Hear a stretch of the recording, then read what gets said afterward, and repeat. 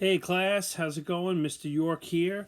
Happy St. Patrick's Day to all the Patricks out there and anyone with the female version of the name Patricia. We celebrate the great saint who was an absolute dedicated Christian evangelist. He was one who converted the Celtic people. St. Patrick himself was not Irish born, but his missionary work to the Celtic people is what ultimately bears one of the largest Catholic countries in all of the world. So we celebrate his feast day today. The Irish flag, the Celtic cross is here. And our prayer for today is going to be the prayer to St. Patrick. So as we can begin our class today in the name of the Father, and of the Son, and of the Holy Spirit. Amen.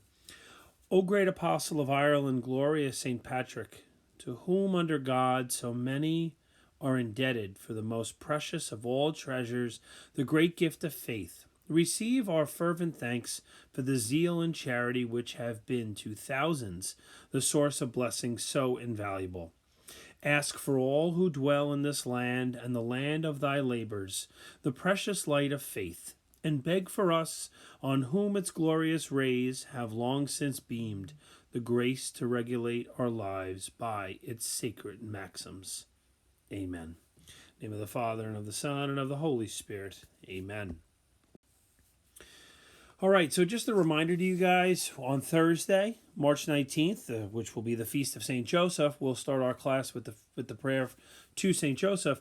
We're going to have a conference on Thursday the 19th. I will give you more details as we get closer. Tomorrow, Wednesday the 18th, you guys drop out for gym officially. So it won't be any assignments or lessons that day, but I will send another reminder that on Thursday the 19th we're going to conference. So I'll give you all the information for that as we go to the next day. On Chapter 12, your notes are in the Trimester 2 Chapter 12 folder. You should have the Discovering Happiness, the Beatitudes notes. And what we're looking at in the Beatitudes, right there in the first page of the slides, the word beatitude. Brother Kenneth's dog, Beato. Beato is Italian for blessed. And that's where the Beatitudes are going to come from. All of those 8 Beatitudes that we're going to learn over the course of the next few days will begin with, blessed are the, fill in the blank. Blessed are they. Blessed are, fill in the blank, okay? So that's what we're going to see over the course of today. We're going to look at the first 3 Beatitudes, and then through the remainder of the week, we'll look at the remaining 5. Honestly, these notes speak to everybody yearns. That shouldn't be years. That should be yearns for happiness. Sorry for the typo. And ultimately, our happiness comes from God. It is God who created us again in his image and likeness and wanted us to be happy and wanted us to live in a happy life and to deliver happiness to others. So Jesus, as we know, when he taught his disciples on the Sermon on the Mount, when he was up there teaching his disciples, which he did many times, but this one particularly stood with them. He instituted the Beatitudes, and they became central, both to his preaching and then ultimately to his disciples after Jesus ascended into heaven. And that was ultimately what we see here. We're going to take a great deal from this. Those who are blessed, those who are happy, those who ultimately are in a good place in their life with what they do. And if we can be happy in our life, whatever the definition of happiness is, as long as it's a healthy happiness, it will get us to the kingdom of heaven.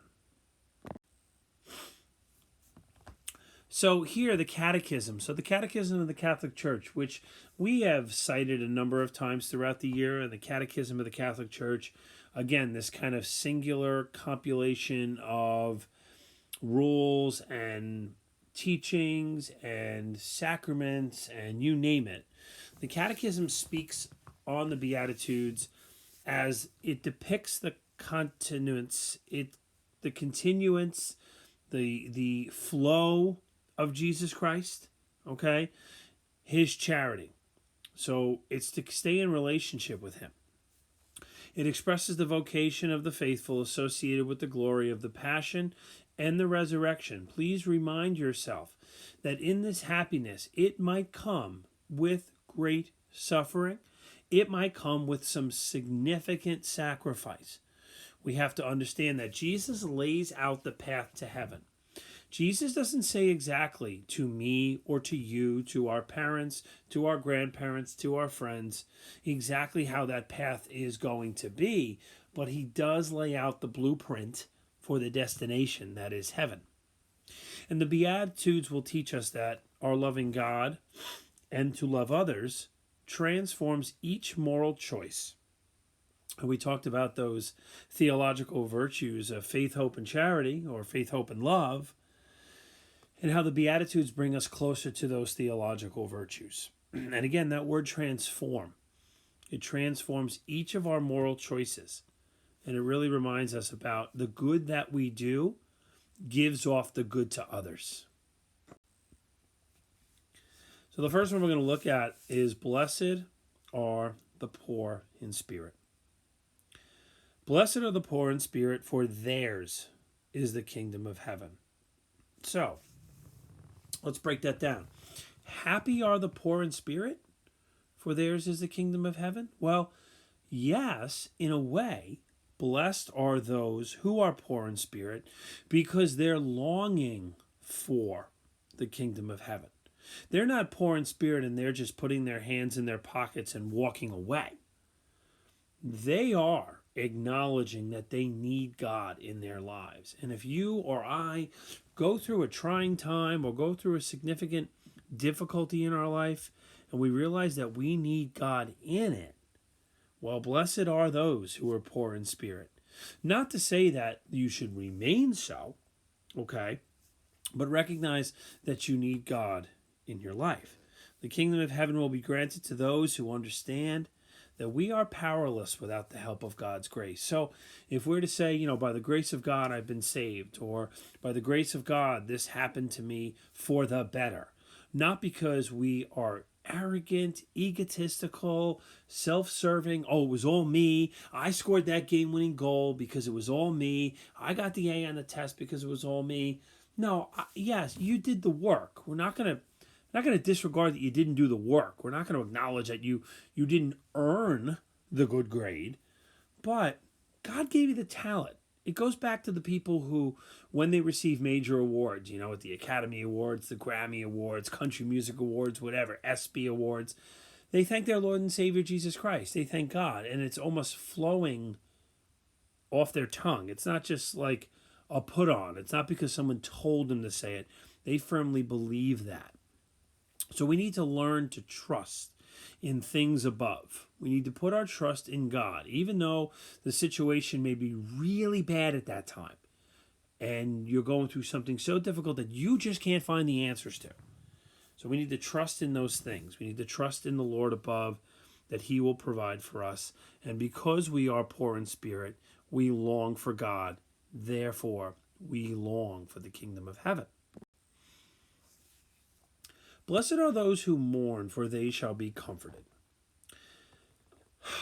So the notes talk about mourning associations with death. And that's usually what we look at. We look at when someone in our family passes away, someone in our close friend circle, even when we see a celebrity die. For instance, I'll give the example, Kobe Bryant. Kobe Bryant's death still really sticks with me. I still can't figure it out. I still can't understand why this life so short, this life so young was cut so short. Please excuse my phone ringing. I'm just going to let that phone ring so you guys can hang with that.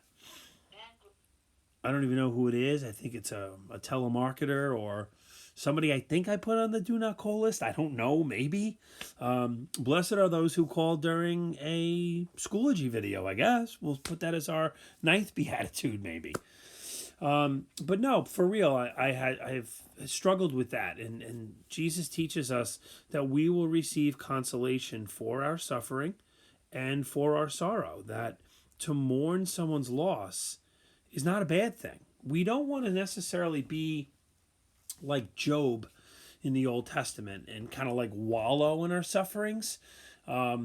there's a proper way to mourn, there's a proper way to receive consolation, and then there's, people who become so almost self-absorbed in their pity, that they're not really growing from it. They're not getting over it per se, but learning how to deal with it, to properly cope with something. And it's okay during our mourning stages or during the times where we need some kind of consolation. We have to cope with that. Okay? So the blessed person, the happy person, is the one who recognizes the effects and the consequences of our sin. So when we fall into a despair, when we fall into a pit where we've given into temptation, and we start to see the results of that through our sinful ways, we must be sorry for that. And we have to have compassion for the outside world. And that's ultimately where we can find the happiness in that compassion. We're not looking to, in a way, put ourselves down or be product of self-insult. But we want to understand that, I've got it pretty bad. I've had a difficult time, but I can find perspective in, people are going through something more difficult than us. I'll be honest. If I'm upset about not getting enough paper towels at the supermarket, but somebody really must be suffering from this coronavirus illness, I need to put things into perspective and not be so upset at like my first world problems that I don't have enough paper towels in my house. Okay? So blessed are those who mourn. Blessed are those who ultimately receive consolation properly and give consolation out to others. And then our third one, the final one we're going to learn about today, blessed are the meek. Now, a lot of times there's this kind of social expectation that we have to be super tough. And the only way we could possibly be tough is by beating somebody up or punching somebody or calling somebody out on social media, making fun of them or retaliating in some way. We have to look at true meekness. To be meek, it's not to be weak. Okay? The meekness, it dispels pride, which means it cuts away at the heart of pride. And pride, as we know, is the chief sin. That was Adam and Eve, because they're the ones who thought they knew better. God told them not to eat from that tree, and they did anyway. So if we can put our pride aside, it enables us to put others before ourselves through both service and devotion. The greatest example is Jesus at the Last Supper. He washes the feet of his apostles. Now, I know the diocese came out with a very recent breaking news Monday evening that they were not going to be holding a lot of the Holy Week services anymore, given with the coronavirus and the social distancing and not really being able to gather in large groups. So the washing of the feet is actually a very pinnacle moment in the Holy Week. So I ask you to stay tuned to the Kellenberg website, or I stay tuned to the diocese website for more information on how they're still going to live stream and celebrate the Holy Week in its entirety. But Jesus Christ, who is our Lord and Savior, he is our King, he is our teacher, he is our master. Yet he still washes the feet of his apostles. He doesn't sit there as a king would on a throne, begging people, or not even begging, but commanding and demanding people to do things for him. Jesus Christ recognizes that he lives in a community. Jesus Christ recognizes that he's part of a great mission, and these disciples are very much part of that mission. So he humbles himself before them and washes their feet before they eventually take part in what is to be known as the Last Supper. So we have to recognize as people, we are called to realize that there is always more to learn about in life. We don't have all the answers right away. Even if you get every question right on my test, you still have a lot more to learn. Even if I was to get every single note and test and quiz made perfectly for you, I still have a lot to learn about teaching. I still have a lot to learn about coaching. I still have a lot to learn about being a guidance counselor. I still have a lot to learn about being an administrator. So in fullness, that is where I can be meek. I can be humble. I can recognize where I might have some restrictions and why I may need some help in certain areas. So it's important for us to recognize that. All right, well, I hope you guys enjoyed today's lesson. Again, just a reminder on Thursday, because you guys drop out for gym tomorrow. Thursday, we're going to conference, so I will send you all through Schoology. I will send you there in the Chapter 12 folder a reminder about where we're conferencing and how you can access the conference. And we're going to continue with our talk on the Beatitudes. So I hope you guys have a great rest of the day. I hope you guys have a very safe evening. And again, happy St. Patrick's Day to all our Patricks out there. Bye, guys.